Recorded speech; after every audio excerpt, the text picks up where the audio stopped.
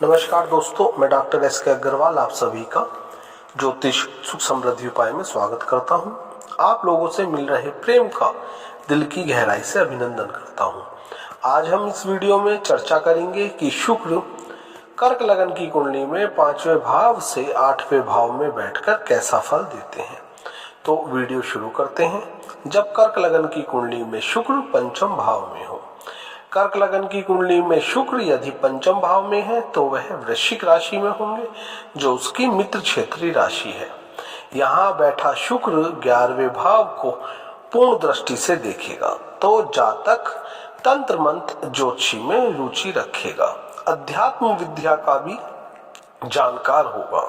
जातक को माता का सुख मिलेगा, मकान वाहन का भी उत्तम सुख मिलेगा। जातक कुछ कामुक एवं रंगीन मिजाज का होगा। ऐसे जातक को ज्यादातर पहली संतान कन्या प्राप्त होती है यदि शुक्र पंचम स्थान में अकेला बैठा हो। जातक व्यापारी होगा, व्यापार करना पसंद करेगा। जातक का भाग्योदय विवाह के बाद होता है, परंतु यदि पंचम स्थान में शुक्र के साथ सूर्य भी बैठे हों तो पुत्र संतान अवश्य प्राप्त होगा, साथ ही जातक विद्यावान होगा। यदि शुक्र के साथ 5वें भाव में मंगल बैठे हों तो जातक को पुत्र संतान की प्राप्ति अवश्य होगी, साथ ही जातक मैकेनिकल टेक्निकल लाइन का जानकार होगा।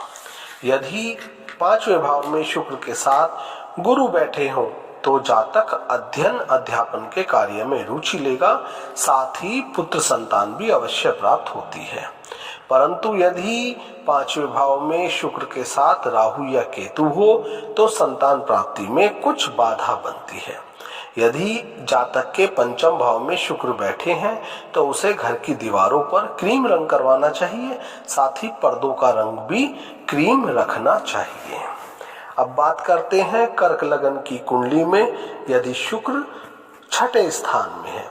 यदि शुक्र छठे स्थान में है तो वह धनु राशि में होंगे, जो शुक्र की शत्रु क्षेत्रीय राशि है, और यहाँ बैठा शुक्र 12वें भाव पर पूर्ण दृष्टि डालेगा तो ऐसे जातक के शत्रु बहुत बनते हैं। साथ ही विवाह का कारक होकर शुक्र छठे होने पर वह 7वें भाव से 12वें स्थान पर होने से वैवाहिक जीवन कुछ सुखी नहीं रहता। जीवन साथी से वैचारिक मतभेद बनते हैं। जातक दूसरी स्त्रियों में अपने काम की तृप्ति ढूंढेगा। जातक को डायबिटीज होने का भी खतरा रहता है। जातक को जीवन में ससुराल से मिले जेवरात गिरवी रखने पड़ते हैं, बेचने पड़ते हैं, या उन्हें खोने का खतरा उसको बना रहता है। साथ ही जातक के ननिहाल पक्ष से संबंध भी बहुत बेहतर नहीं होंगे। जातक को व्यापार में उतार चढ़ाव का सामना करना पड़ेगा। सुख में कुछ कमी अवश्य बनती है। वाहन सुख संतोषकारी नहीं होता। जातक मकान बदलता रहता है। पूरी सोहबत से जातक व्यसनी तक हो जाता है। शुक्र की दशा महादशा कष्टकारी रहेगी। यदि शुक्र के साथ सूर्य बैठे हुए हैं तो जातक को भौतिक सुख सुविधाओं की प्राप्ति हेतु बहुत संघर्ष करना पड़ता है। यदि छठे भाव में शुक्र के साथ मंगल बैठे हैं तो जातक को नौकरी हेतु काफी संघर्ष करना पड़ता है। विद्या में भी रुकावट अवश्य प्राप्त होती है। यदि छठे स्थान में शुक्र के साथ गुरु बैठे हैं तो निश्चित ही जातक धनी रहेगा। भाग्योदय में थोड़ा सा संघर्ष करना पड़ता है, आसानी से नहीं होता, परंतु जातक एक समय के बाद महाधनी बनता है। यदि राहु या केतु बैठे हैं तो ऐसे में जातक को गुप्त रोग होने की संभावना रहती है। बीमारी पर पैसा खर्च जरूर होता है। ठीक ऐसे जातक को शुक्रवार के दिन नमक और खटाई कम खानी चाहिए।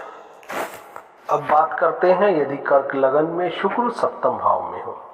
कर्क लगन में शुक्र 7वें होने से मकर राशि में होंगे, अपनी मित्र क्षेत्रीय राशि में होंगे। साथ ही यहाँ बैठा शुक्र लग्न पर पूर्ण दृष्टि डालेगा, जो कि बहुत अत्यंत शुभ फलदायी है। ऐसा जातक देखने में खूबसूरत होगा और आकर्षक व्यक्तित्व होगा। साथ ही जातक को मकान वाहन का पूर्ण सुख मिलेगा। जातक अपने घर परिवार का नाम भी रोशन करेगा, साथ ही सबका चहेता व प्यारा होगा। ज्यादातर ऐसा जातक व्यापार प्रिय होता है। पराई स्त्रियों में जातक रुचि लेगा। कभी कभी अपनी मर्जी से भी विवाह करता है। यदि सप्तम भाव में सूर्य के साथ शुक्र के साथ सूर्य भी बैठे हों तो जातक की पत्नी सुंदर होगी, परंतु पति पत्नियों के विचारों में मतभेद रहेंगे। यदि शुक्र के साथ मंगल बैठे हैं तो शुक्र के साथ मंगल होने से मंगल उच्च का होकर रोचक योग बनाएगा। जातक पराक्रमी रहेगा। विवाह के बाद किस्मत चमकेगी। यदि शुक्र के साथ शनि बैठे हैं तो शश योग बनाएंगे। साथ ही जातक राजा के समान पराक्रमी रहेगा। यदि शुक्र के साथ राहु या केतु बैठे हैं तो ऐसे में गृहस्थ सुख में बाधा उत्पन्न होती है। साथ ही पति पत्नी में वैचारिक मतभेद रहते हैं। वाहन दुर्घटना का भी भय रहता है। जातक को बुध का रत्न ग्रहण करना चाहिए। यदि ऐसा है तो निश्चित ही उसको फायदा पहुंचेगा। कर्क लगन में शुक्र अष्टम भाव में हो। कर्क लगन में यदि शुक्र अष्टम भाव में है तो वह कुंभ राशि में होंगे, अपनी मित्र क्षेत्रीय राशि में होंगे। यहाँ बैठा शुक्र द्वितीय भाव पर पूर्ण रूप से दृष्टि डालेगा तो जातक बुद्धिमान होगा, विद्यावान होगा, परंतु उसे विद्या प्राप्ति में रुकावटों का सामना करना पड़ता है। जातक को डायबिटीज होने का खतरा रहता है। ऐसा जातक पुराने मकान में ज्यादातर मरम्मत करवा कर रहता है। जातक का लाभ रुक रुक कर प्राप्त होता है। ऐसा जातक छोटी उम्र में अपने भाई बहन को खो देता है या उसके भाई बहन को कोई कष्ट बनता है। ऐसे जातक ज्यादातर परिवार में मुखिया का रूप ग्रहण कर लेते हैं। उन पर जिम्मेदारियां शीघ्र आ जाती हैं। जातक का बीमारी पर धन अवश्य खर्च होता है। यदि अष्टम भाव में शुक्र के साथ सूर्य भी बैठे हों तो जातक को कोर्ट कचहरी थाने का मुंह देखना पड़ता है। शत्रुओं का मुकाबला करना पड़ता है। यदि शुक्र के साथ मंगल हो आठवें भाव में तो विद्या प्राप्ति, संतान प्राप्ति, नौकरी प्राप्ति व व्यापार में बाधा आती है। यदि शुक्र के साथ गुरु हो तो निश्चित ही भाग्यभंग योग बनता है। जातक संघर्ष काफी करता है, परंतु एक दिन अपने इस संघर्षों से निकलकर धनी भी बनता है। यदि शुक्र के साथ अष्टम भाव में राहु या केतु हो तो जातक को गुप्त रोग बनने की संभावना रहती है। शल्य चिकित्सा भी करानी पड़ सकती है।